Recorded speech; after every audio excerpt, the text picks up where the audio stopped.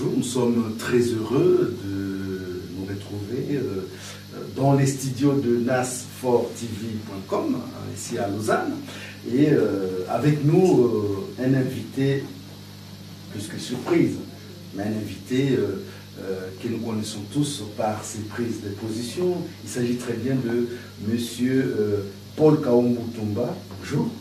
Bonjour Freddy Moulongo. Voilà, nous sommes très heureux de vous voir. Alors, vous savez très bien que du 12 au 14 octobre prochain, il va se tenir à Kinshasa, en République démocratique du Congo, les 14e sommets de la francophonie. Alors, quel est votre point de vue là-dessus? Je te remercie d'abord parce que tu as toujours été un journaliste qui pose des questions pertinentes, qui aide quand même à éclairer l'opinion sur un certain nombre de choses. On peut déjà même se poser la question de savoir, est-ce que ce sommet de la francophonie qui aura lieu à Kinshasa du 12 au 14, est-ce que le moment est bien choisi? On doit se poser encore des questions de savoir, est-ce que ces assises de la francophonie, au moment où le Congo est dans une très grande crise, une crise politique, une crise économique, une crise sociale, une crise morale, est-ce que cette conférence de la francophonie a-t-elle sa raison d'être à Kinshasa? Il faut vous rappeler effectivement que la francophonie est une organisation qui fonctionne sur base d'un certain nombre de principes cardinaux.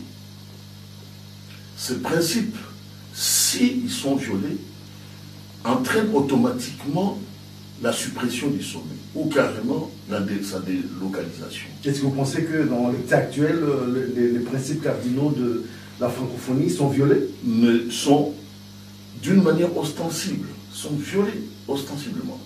Parce que la francophonie est une organisation qui fonctionne sur base du respect des droits humains. Est-ce qu'au Congo, Kinshasa, il y a le respect des droits humains? Non.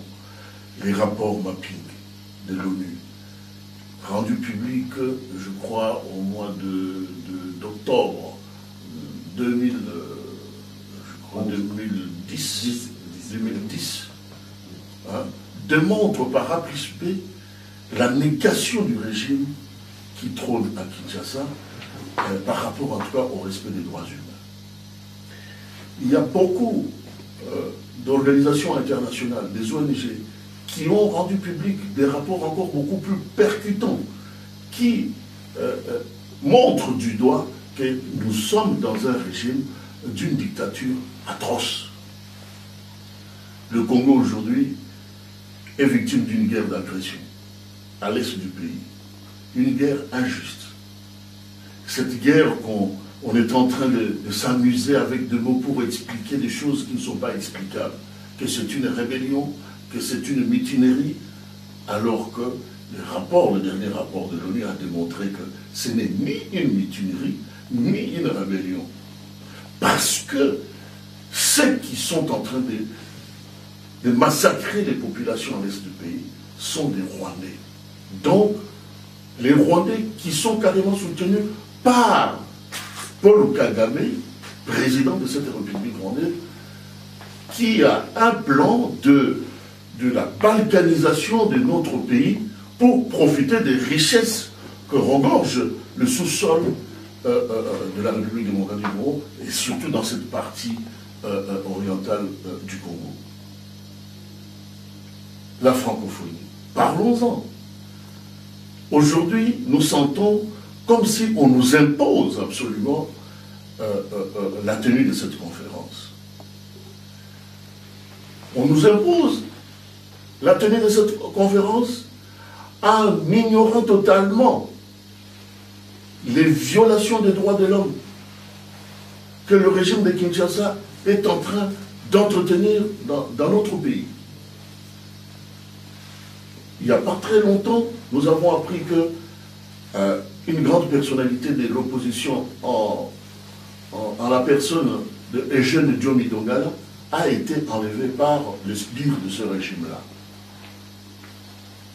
M. François Hollande, pendant sa campagne, il a fait des promesses qui ont été tout à fait alléchantes, selon lesquelles il ne peut pas collaborer avec des régimes qui ne respectent pas les droits des humains. Mais nous sommes carrément interloqués d'apprendre à la conférence des ambassadeurs, qui date il y a 2-3 jours, je crois, le 27, il confirme effectivement sa participation à cette conférence de Kinshasa. Monsieur le Président de la République française, qui est encensé par tout le monde, que c'est le président qui est normal, on peut se poser la question de savoir que est-ce que le pouvoir peut rendre encore un président normal amnésique, anormal? Il a oublié toutes ses promesses. Alors c'était des promesses seulement électoralistes. C'est des promesses alors qu'on peut dire des promesses purement et simplement démagogiques. Mais qu'est-ce qui vous fait peur aujourd'hui du fait qu'il y ait les 14e sommets de la francophonie à Kinshasa? Qu'est-ce qui... Rien ne nous fait peur. Oui. Mais nous trouvons effectivement que organiser cette francophonie au moment où notre pays est dans une guerre d'agression, le moment n'est pas bien choisi. Organiser ce sommet de la francophonie, sachant bien que le régime de Kinshasa est un régime qui ne respecte pas les droits de l'homme, je trouve que c'est un mépris vis-à-vis en tout cas du peuple qui croupit dans la misère et qui souffre de ce régime voici bientôt plus d'une décennie. Alors qu'est-ce que vous préconisez? Parce que nous avons décidé, nous, au niveau de notre plateforme qui s'appelle le Front Civil de la Résistance Populaire, d'écrire une lettre à M. Abdou Diouf pour lui exprimer notre refus catégorique de voir ce sommet se tenir au moment où le pays est en pleine guerre à l'est du pays. Mais on peut bien comprendre, M. Abdou Diouf, il a été président du Sénégal, il est président de l'OIF, on sent quand même que c'est une personnalité qui a une aura, qui est démocratique, non, même lui, vous ne faites pas confiance. Mais vous savez, c'est bien de le rappeler, M. Abdou Diouf a été cette personnalité qui a succédé à une grande personnalité aussi du monde francophone, qui était le président poète Léopold Sédar Senghor. Pour la petite histoire, il faut qu'on éclaire encore un peu l'opinion pour dire que l'idée de la francophonie est venue du Sénégal, est venue de Léopold Sédar Senghor et l'ancien président de la Tunisie, M. Bourguiba. Et les principes, comme je l'ai dit un peu plus haut, les principes qui fondent carrément cette organisation reposent sur le respect des droits de l'homme, la promotion de la démocratie, les rapprochements de peuples, la gestion des conflits, etc., etc. En 2009, s'est tenu à Montréal le 12e sommet de la francophonie. Et pendant cette période, un certain Kounda Batouaï, qui est même un criminel recherché par la Cour pénale internationale, massacrait les Congolais à l'Est. Et pendant les assises de cette conférence de du 12e sommet de la francophonie à Montréal, à l'ordre du jour, on n'a même pas parlé du Congo, de la crise congolaise. Et pourtant, le Congo est carrément qualifié de grand dans le concert des États francophones. Allez-y comprendre quelque chose. Si ce n'est que nous sommes maintenant obligés de comprendre que le complot contre le Congo est un complot international. Et ce complot se voit carrément à vue d'œil. Mais vous parlez de complot, mais pourtant, lorsqu'on donne cette opportunité à la République démocratique du Congo d'organiser les sommets de la francophonie, c'est pour mettre à la lumière, mettre à l'honneur ce grand pays francophone, se lui permettre d'avoir des infrastructures qu'il n'a pas au jour d'aujourd'hui. Est-ce que ça aussi, vous en tenez compte ou pas? Vous savez, pour le moment, ce ne sont pas ces infrastructures lesquelles. Mais il y a déjà 5000 véhicules neufs qui sont là, il y a les hôtels qui se sont... enfin, il y a beaucoup de choses, il y a des routes qui se font, etc. etc. Monsieur Freddy Moulongo, il y a une sournoiserie qui ne dit pas son nom avec ces sommets de la francophonie. Figurez-vous que le régime qui va accueillir, le régime politique qui va accueillir ces sommets est un régime d'abord irrespectueux des droits de l'homme, est un régime illégitime, illégal, qui a organisé des élections sur une base de fraude massive. Et vous le savez très bien que lorsque on a découvert effectivement qu'il y a eu des fraudes à ces élections, toute la communauté internationale, à travers les observateurs de l'Union européenne, de l'Union africaine, le centre Carter, et tout ça, ont dénoncé, ont démontré effectivement que ce régime a triché aux élections. Par conséquent, nous avons vécu d'ailleurs la cérémonie de la fameuse prestation de serment de M. Kanambe, qui s'appelle frauduleusement Joseph Kabila, à la cité de l'Organisation de l'Unité africaine. Il faut vous dire effectivement que la sanction était sans appel. Même avec la présence de Robert Mugabe. Aucun chef d'État n'était là, sauf Mugabe, qui est dans le secret que nous ne connaissons pas avec l'homme de... Même sa présence ne légitime pas... La présence de Mugabe ne légitime pas carrément le pouvoir de M. Kabila. Ah bon, mais c'est quand même un pays, un président africain qui fait si, membre de la SADC. Sur une centaine de chefs d'État ou sur une cinquantaine, on observe la présence seulement d'une seule personne. C'est ça à se poser des questions. À lui seul, il ne détient pas en tout cas ce qu'on appelle la magie carrément de la légitimité du pouvoir. C'est pourquoi, M. Freddy Moulongo, nous avons protesté contre la tenue de cette conférence de la francophonie à Kinshasa pour des raisons que j'ai évoquées tout à l'heure. Ce document est une lettre que nous avons adressée au secrétaire général de l'Organisation internationale de la francophonie, M. Abdou Diouf. Cette lettre se trouve déjà sur son bureau. Je veux la lire ici devant le média pour que ça puisse rester dans l'histoire. Vous êtes sûr qu'il l'a reçu? Vous l'avez envoyé comment? Mais nous l'avons envoyé par la voie recommandée, signée même à la réception. Donc avec accusé de réception. Accusé à la réception. D'ailleurs, c'est la raison pour laquelle j'ai pensé l'amener ici devant vous, pour que je la lise, pour que l'opinion internationale et nationale note que la résistance ne dort pas. Que la résistance est en train de tout faire pour faire échouer carrément cette conférence de la francophonie qui n'a d'autre visée que des visées économiques, tout simplement. Et qui est en totale opposition avec les principes cardinaux qui fondent carrément les valeurs de la francophonie. Je peux vous lire cette lettre? Est-ce que oui. Voilà, je vais vous la lire.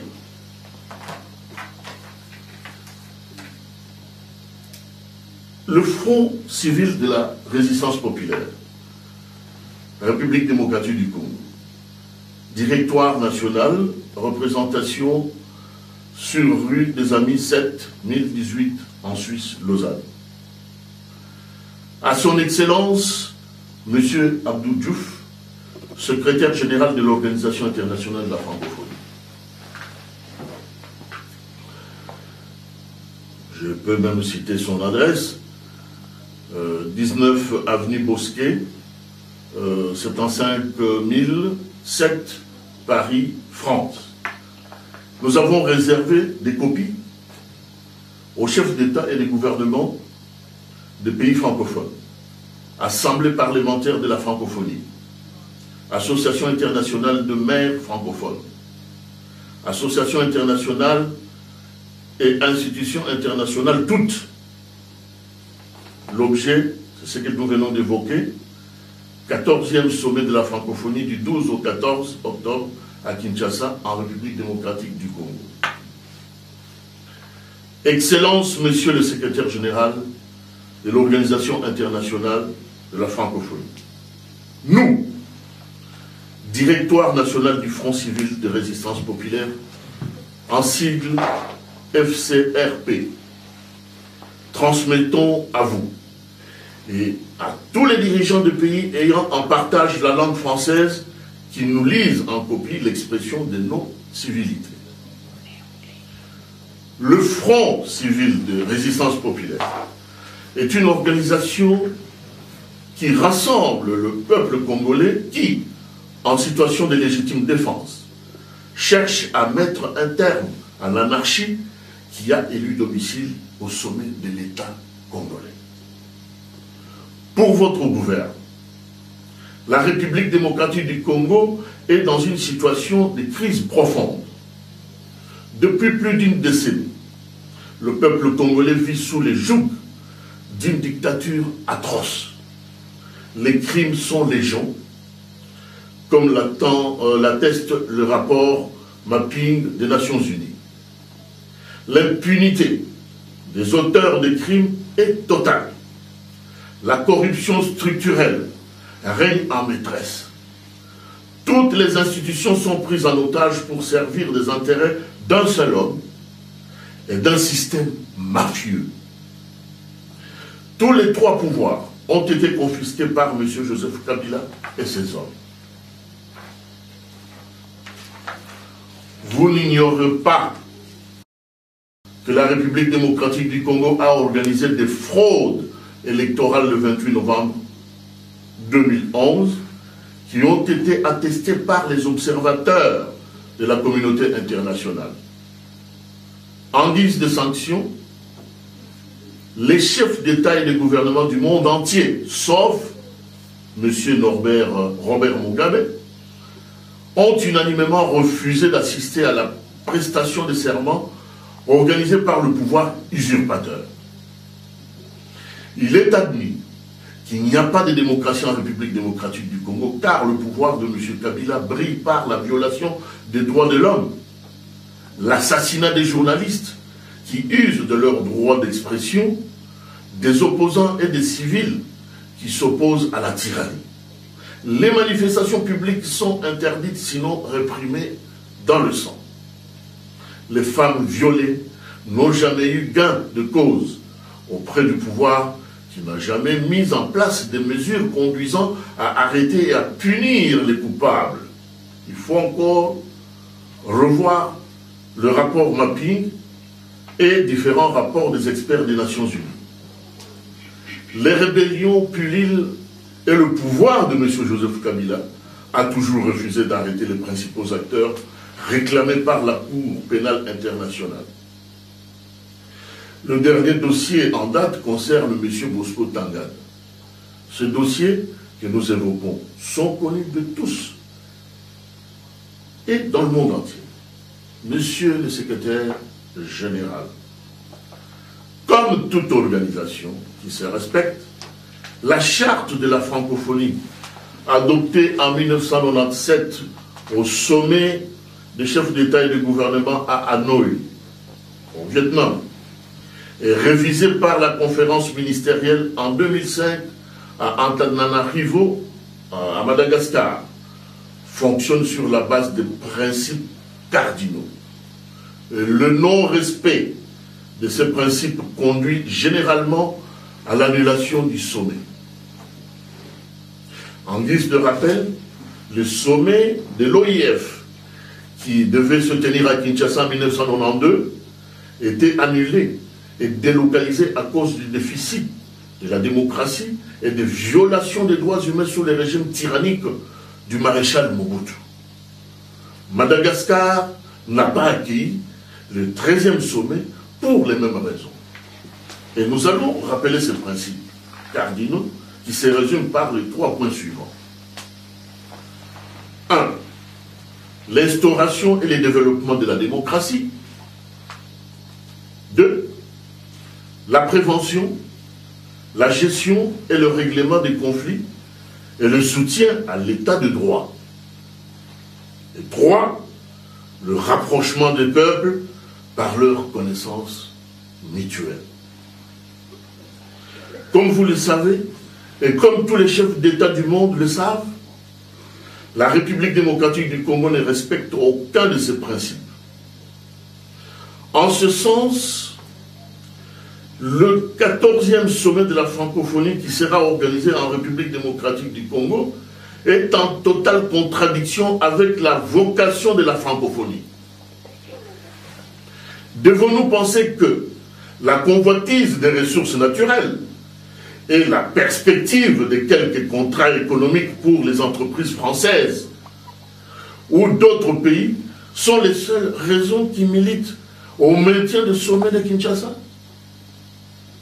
Savez-vous, au demeurant, que la corruption active du pouvoir usurpateur de Kinshasa est l'atout majeur pour acheter et soumettre les consciences en faveur de la tenue du 14e sommet de la francophonie en RDC? Avez-vous pris la mesure, monsieur le secrétaire général, de la gravité des conséquences sur l'image de la francophonie par ce fait avéré que certaines personnalités sont déjà corrompues? Sont déjà corrompues pour faire l'apologie du système dictatorial de Joseph Kabila en vue de justifier la tenue de cette absurdité dans notre pays. Nous rappelons qu'il n'y a pas un développement de la démocratie en RDC. Il n'y a pas d'état de droit au Congo. Le pouvoir actuel de la RDC est une dictature atroce qui ne mérite aucune reconnaissance internationale. Toutes les institutions de la nation sont prises en otage et soumises aux intérêts d'un seul homme, Joseph Kabila, et d'un système. La liberté d'expression est violemment reprimée. Il y a déjà eu plusieurs assassinats politiques de journalistes et des activistes de droits de l'homme, dont M. Floribert Chebeya et Fidel Bazana, et des civils, les adeptes de Bundu Diakongo, Arma Tungulu, etc. Il y a eu également plusieurs emprisonnements des innocents, tels que le pasteur Fernando Coutinho, Marie-Thérèse Landou, Diomi Tongala, etc. Ces Congolais ont été assassinés ou arrêtés parce qu'ils ont osé pointer du doigt les crimes commis par le régime de M. Joseph Kabila. Tous ces cas portent ombrage à M. Joseph Kabila. Nous rappelons que la prévention, la gestion et le règlement des conflits ainsi que le soutien à l'état de droit n'existent pas en République démocratique du Congo. Il y a eu plus de 8 millions de morts tués dans les conflits à l'est du Congo et des millions de Congolais sont délibérément privés d'une justice juste. Le silence de la communauté internationale dénote une complicité flagrante avec le régime tyrannique de Kinshasa. Cette complicité est renforcée par la nécessité d'organiser à tout prix le prochain sommet de la francophonie à Kinshasa. À votre avis, quelle signification devons-nous donner à votre mutisme face à toutes ces questions. Nous rappelons également qu'il n'y a pas de rapprochement des peuples par leur reconnaissance mutuelle, car les pays francophones n'ont jamais manifesté leur solidarité avec le peuple congolais martyrisé. Il est de ce fait insensé, voire absurde, d'organiser cette grande fête francophone, à savoir le 14e sommet de la francophonie à Kinshasa, pendant qu'à l'est de notre pays, des millions de nos compatriotes vivent dans la désolation et sous la menace quotidienne de la mort.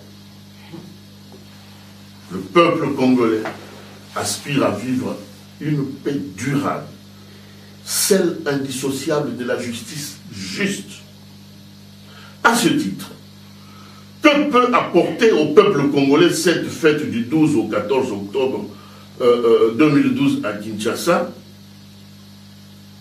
où vous allez côtoyer et serrer les mains des criminels, où vous allez manger et boire avec eux, où vous allez danser la rumba avec eux, après des discours d'intention, qui ne changeront rien à la vie quotidienne des Congolais, parce que après ces 2 jours, la dictature et l'oppression contre le peuple congolais seront encore là au rendez-vous.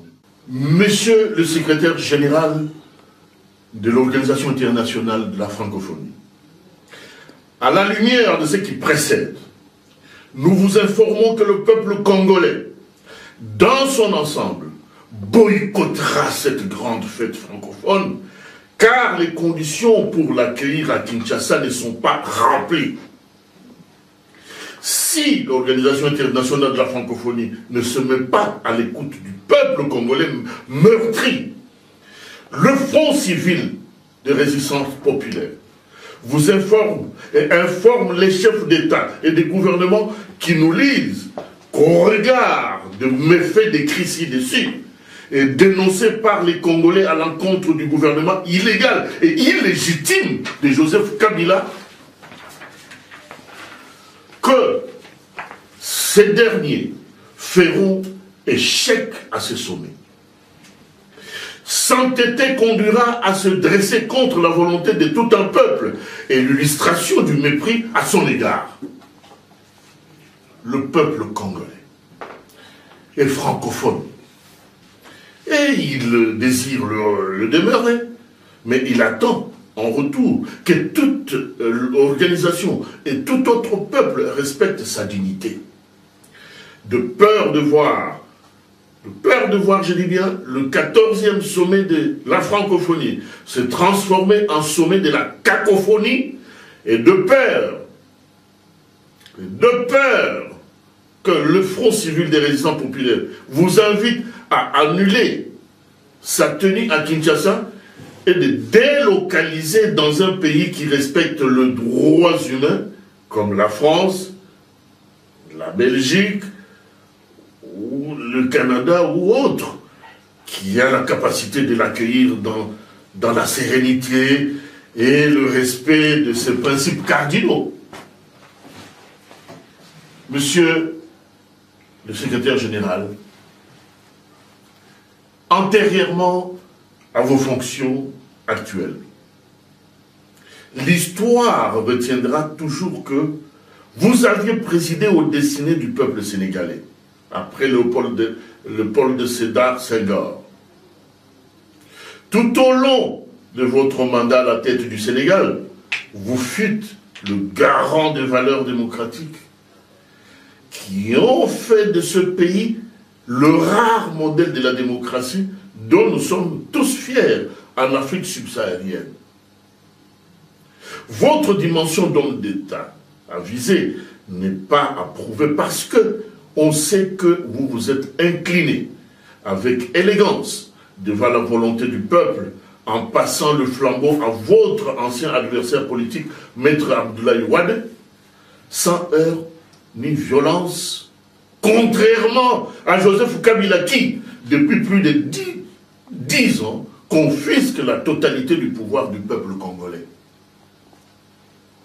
En soutenant la tenue du 14e de la 14e conférence de l'OIF en République démocratique du Congo, sous un régime de terreur et de la négation des droits humains, l'histoire et le peuple congolais retiendront de votre personne comme le pourvoyeur de primes à la dictature, au totalitarisme, à la corruption structurelle et à l'impunité institutionnelle en République démocratique du Congo.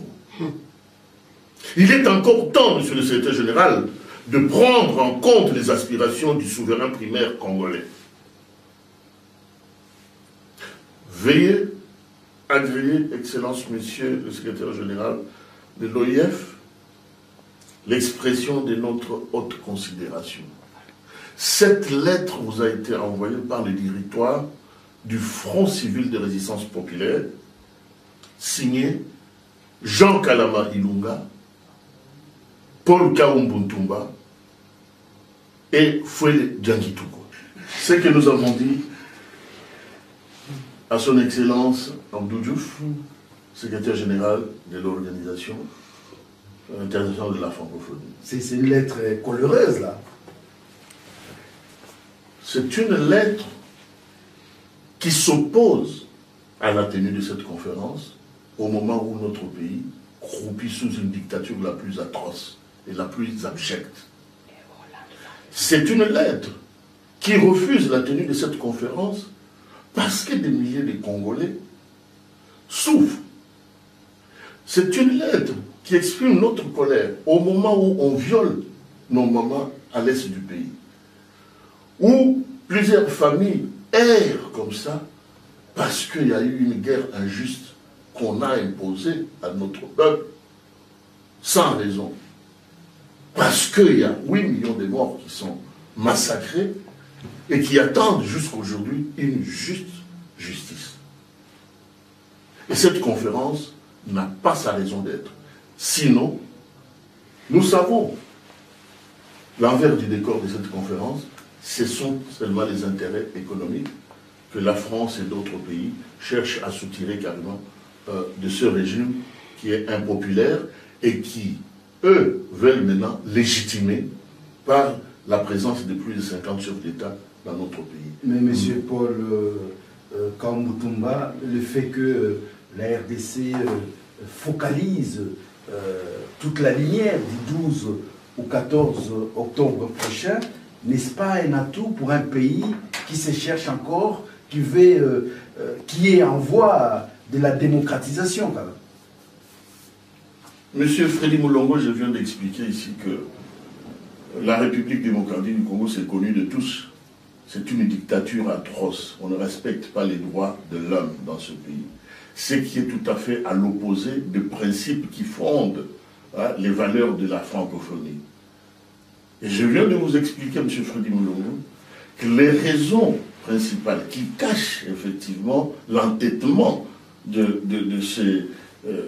dirigeants de l'Organisation internationale de la francophonie, ça ne peut être que d'obédience purement et simplement matérielle, économique, et qui fait profiter cet Occident qui est en perte de vitesse. Cet Occident qui croupit maintenant dans une crise sans précédent sur le plan économique. Cet Occident où le chômage, plus de 18 millions d'Européens de l'Europe occidentale sont chômeurs. Mais il faut trouver des solutions, oui. Et ces solutions, c'est toujours l'Afrique qui doit payer le prix fort. Et particulièrement le Congo, mon pays, qui regorge les richesses les plus immenses et qui font le bonheur des étrangers et le malheur des ayants droit. Mais voilà pourquoi nous combattrons cette conférence et nous avons prévenu. Nous ne serons pas responsables, mais tout a été déjà dit et redit. Il ne faut pas oublier que M. Abdou Diouf est traîné en justice le 6 du mois de septembre ici. Le tribunal, je ne sais pas, de première instance ou de Paris, dans son audience, je crois, publique, hein, devra entendre carrément Abdou Diouf. Et nous allons nous constituer carrément partie civile. Alors, que dites-vous aux Congolais qui pensent que c'est vraiment une opportunité pour la RDC, avec ces sommets, de montrer un autre visage? Je viens encore vous répéter, M. Freddy Moulongo, que cette conférence de la francophonie profitera seulement à ceux qui l'ont organisée sans tête. Il n'y aura aucune retombée positive pour le peuple congolais. Parce que le peuple congolais est privé des libertés. Parce que le peuple congolais, toutes les institutions d'ailleurs de la République démocratique du Congo, sont prises en otage pour les intérêts seulement d'un seul individu, qu'on est en train de chercher à légitimer, alors qu'il a perdu aux élections. Voilà. Les Congolais qui pensent, ils penseront à quoi? Ça fait 10 ans que ce monsieur est au pouvoir. Les Congolais n'ont jamais vu donc le bout du tunnel.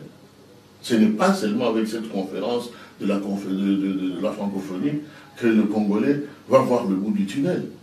Non. Et votre peur aujourd'hui, c'est uniquement de légitimer. Non, nous n'avons pas, on n'a pas la peur. Nous voulons seulement montrer que le complot international qu'on a ourdi contre notre pays est connu. Vous comprenez? Pour nous, nous trouvons que notre pays et notre peuple méritent quand même de retrouver sa dignité, qu'il soit respecté. Pourquoi nous imposer une conférence que nous ne voulons pas? Et au moment où nous sommes dans une très profonde crise. Mais Joseph Kabila fait c'est quand même ce sommet pour peut-être les raisons que vous avez dit, de légitimer son pouvoir. Mais c'est tout ce qu'il cherche. C'est tout ce qu'il cherche. À la prestation de serment, aucun de ses collègues, sauf un seul, qui était venu. Ça veut dire quoi? Ça veut dire c'était une sanction terrible. Parce qu'on n'a pas voulu cautionner une telle illégalité, un pouvoir illégal et illégitime.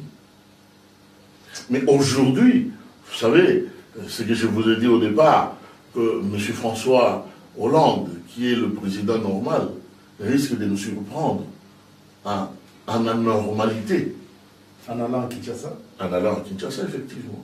Mais lorsque Mme Yamina Benguigui, qui est la ministre de la francophonie, dit qu'on ne peut pas isoler un régime et qu'il faut quand même composer avec les régimes de Kinshasa, donner l'opportunité... Vous savez, M. Freddy Moulongo, Mme Benguigui, toutes ces élucubrations farfelues qu'il a débitées devant la presse ne résistent pas devant notre clairvoyance. Le président François Hollande, qui est le président normal, qui avait promis au peuple français et au peuple du monde qu'il va respecter le peuple ou les régimes qui vont respecter le droit de l'homme. La première des choses qu'il a fait, d'ailleurs quand il est venu, quand il est entré en fonction, c'était de boycotter carrément la Coupe d'Europe en Ukraine. Pour quelle raison? Il a avancé la raison tout simple, que le régime politique en Ukraine ne respecte pas les droits de l'homme parce qu'on a fait arrêter l'ancienne dame qui était Premier ministre, oui, Madame Loutchenko, qui est en prison. On vient d'ailleurs de la condamner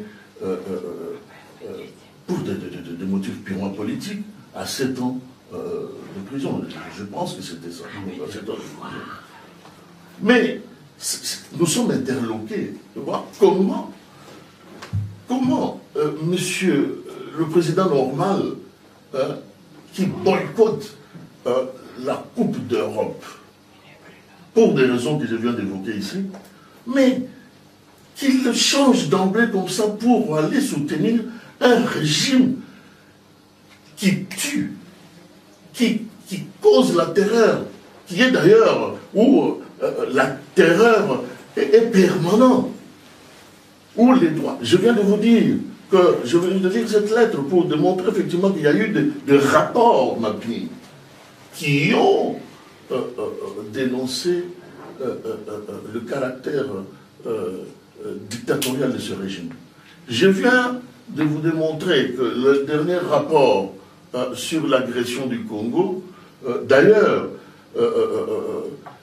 cette agression est en train de se faire avec la complicité de M. Kabila, qui n'est pas congolais d'ailleurs, nous le savons, qui est un usurpateur qui est à la tête de notre pays parce qu'il doit servir les intérêts des Tutsis. Dans leur projet, effectivement, le projet de créer une espèce de Tutsi-land au nom de leur international Tutsi Power que nous savons, que nous connaissons. La conférence d'Avila à Bruxelles en 1999, qui a réuni les Tutsis de Burundi, de l'Ouganda et du Rwanda. La raison de cette conférence était justement d'étudier de voies et moyens pour absolument couper donc, notre province orientale pour qu'il soit carrément une partie du Rwanda. Hein. Le plan des Tutsis, jour et nuit, leur rêve qu'ils caressent, c'est carrément la balkanisation du Congo et dans cette partie orientale. Mais nous n'allons pas leur laisser ça. Les Congolais se battront jusqu'à la dernière goutte de sang. Le Congo est un pays indivisible. Nous ne céderons aucun morceau de notre territoire à un petit peuple comme le peuple rwandais. Je m'excuse. Il faut voir que le Congo est entouré par plus de 9 pays. Plus de 9 pays. L'Angola, le Soudan, la Tanzanie, la Zambie, et tout ça, etc. Pourquoi les Congos? Et puis, on retrouve les mêmes peuples, à la fois les Babemba au Congo et puis en Zambie. On trouve le peuple Lunda au Congo, comme on peut les retrouver en Angola. On retrouve beaucoup de peuples. On se cotonne. Pourquoi est-ce que tous ces pays-là ne nous font jamais la guerre, sauf un petit pays minable comme le Rwanda, qui est devenu aujourd'hui un pays prospère en Afrique, aux côtés d'un grand géant comme le Congo, qui croupit maintenant dans l'indifférence même de la communauté internationale. Bouakambu, je crois que nous tendons vraiment vers la fin de notre entretien. Quels sont ça sera ma dernière question. Quelles sont les répercussions que vous attendez quelles sont vos attentes par rapport à l'envoi de ces courriers auprès de M. Abdou Diouf, qui est le secrétaire général de l'ONU? Cette lettre sera perçue par les générations futures dans l'histoire de notre pays que la diaspora congolaise s'est battue et continuera toujours à se battre pour restaurer dans notre pays ce qu'on appelle un état de droit. C'est tout ça que je veux vous dire. En tout cas, merci beaucoup, Monsieur Paul Kaumbu Tumba, du Front civil de la résistance populaire. Nous remercions aussi notre ami Nas, de NAS4TV.com, qui nous a reçus dans ces studios, les studios qu'on vient presque d'inaugurer il y a quelques jours. Merci à vous, amis téléspectateurs et internautes qui vont suivre cette interview à travers Réveil FM International. Bye bye, ciao.